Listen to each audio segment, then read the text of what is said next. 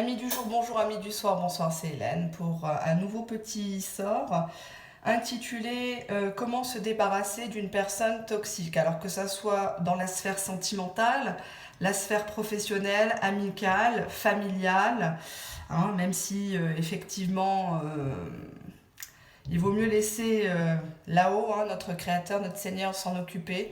Mais parfois, on subit quand même des attaques et on aimerait quand même au moins calmer, neutraliser une personne. Alors, il va vous falloir la photo de cette personne.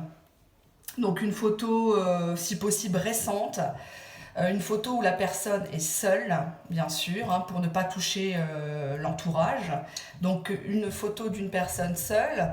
Ensuite, vous allez écrire au dos son nom, son prénom, fille de, fils de. Si vous n'avez pas le prénom de la maman, vous ne marquez rien. Vous prenez quelques graines de poivre non moulues, hein, les grains comme ça, un nombre impair, et du coup vous allez mettre sur la photo ces petites graines et vous allez faire une incantation, une prière. Alors toujours en termes positifs, pas de négatifs. On ne maudit pas une personne, on ne lui souhaite pas de se casser la jambe, on ne lui souhaite pas le malheur, un décès ou quoi que ce soit dans la famille, dans l'entourage. Vous dites simplement ce que vous aimeriez de cette personne. Si c'est une collègue de travail qui vous critique, qui vous bloque dans, par exemple, l'accession à un poste ou à une formation, à une promotion professionnelle financière, vous dites tout simplement « je suis capable autant que toi et merci de ne plus me bloquer ». D'accord ? Tout simplement. Hein. Vous ne souhaitez pas du négatif, sinon attention, le retour de bâton, c'est pas bon. Donc vous prenez soit une boîte Tupperware, soit du papier, comment ça s'appelle là, les sacs de congélation. Et vous mettez la photo de cette personne et les grains de poivre noir de nombre impair et vous refermez le sac de congélation ou le tupperware et vous mettez ça dans le congélateur minimum 3 mois. Quand vous avez effectivement neutralisé entre guillemets cette personne, alors je vous rappelle, hein, ça peut être un collègue, une collègue de travail, ça peut être une belle-fille qui vous embête, ça peut être un voisin qui vous attaque en procès. Alors, c'est pas des choses très graves, mais c'est juste des petits soucis au quotidien. Hein. Ça sera pas miraculeux. C'est quelque chose que moi-même j'ai testé parce que justement j'avais des soucis avec des anciens voisins qui mettaient la musique à fond alors que le gamin était petit.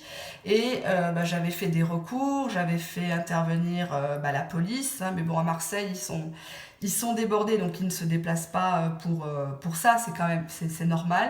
Mais écouter la musique à 1h du matin, 2h du matin, taper dans les murs, déplacer les chaises, les tables pour des gens qui travaillent comme nous, puis qui avons un petit gamin, c'était pas agréable. Et du coup, ça ne s'est plus jamais reproduit. Ils sont toujours là, mais on ne les entend plus.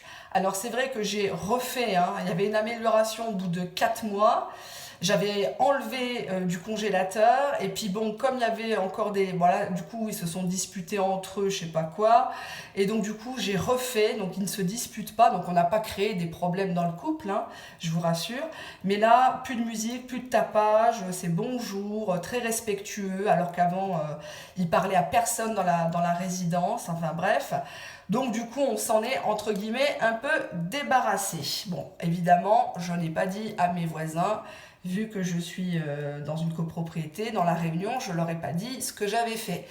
Évidemment, évidemment. Voilà, donc si ça peut vous aider à neutraliser quelqu'un qui vous pose souci, éventuellement la maîtresse de votre mari, ou si vous êtes vous-même la personne de l'ombre et que vous êtes au courant et que vous avez des preuves, hein, attention, parce que ça aussi c'est un problème, des hommes, des femmes qui inventent ce qui se passe chez eux, soi-disant qu'ils sont malheureux, ils sont battus, ils n'ont pas à manger, et au final qui refont des gosses, qui partent en vacances, qui achètent des cadeaux sur internet à la personne officielle, hein, tout va bien finalement. Donc il faut vraiment avoir des preuves que cette personne-là nuit à l'autre, hein. Il y a vraiment quelque chose qui se passe. Maintenant, effectivement, si c'est un groupe de personnes, vous refaites à chaque fois une boîte ou un sac de congélation avec le même système. Vous ne mettez pas tout le monde dans la boîte tupperware ou le sac de congélation parce que nous sommes des énergies et nos photos sont des énergies, montrent notre aura. C'est pour ça que souvent j'indique aux personnes de ne pas montrer les photos sur Facebook parce qu'il est très facile de choper sur Facebook, WhatsApp et tout ça les photos et de faire chez des personnes beaucoup moins rigoureuses et beaucoup moins respectueuses de leurs créateurs si toutefois ils en ont peur, si toutefois ils en ont un. Et vous faire tout et n'importe quoi, de la magie rouge, de la magie noire qui est strictement interdite, hein, puisque les personnes qui font de la sorcellerie n'iront jamais au paradis. Hein. On ne peut pas être ensorcelé, même si Dieu décide hein, de qui il va laisser ou pas ensorceler. Nous, chez les musulmans, nous avons notre prophète qui a été lui-même ensorcelé. Donc c'est pour vous dire que si vraiment il n'avait pas voulu qu'il soit ensorcelé, il aurait fait le nécessaire. Bon, il l'a sauvé, etc. On va pas revenir là-dessus. Mais vous avez dans les 3 livres religieux la question de la sorcellerie. Ne touchez pas à ça, ne partez pas dans les extrêmes, n'allez pas voir des guérisseurs, des gens que vous ne connaissez pas, des gens qui vous prennent toujours de l'argent pour acheter des objets. Réfugiez-vous dans la prière, réfugiez-vous dans le pardon, dans les affirmations positives, la loi de l'attraction. Et quand homme ou femme veut, il peut. Donc, si cette personne, véritablement là-haut, on voit qu'on vous pose des soucis, on vous bloque de partout, le bon Dieu va enlever cette personne de votre vie, le bon Dieu va punir cette personne. Donc, vous donnez un coup de pouce, vous montrez que vous n'en pouvez plus. Hein, il faut expliquer aux anges, aux créateurs que vous n'en pouvez plus. Vous lui demandez de l'aide, c'est pas un magicien, ça va pas se faire comme ça en 2-3 jours, mais ça va faciliter les choses. D'accord ? Vous m'en direz des nouvelles. Bisous!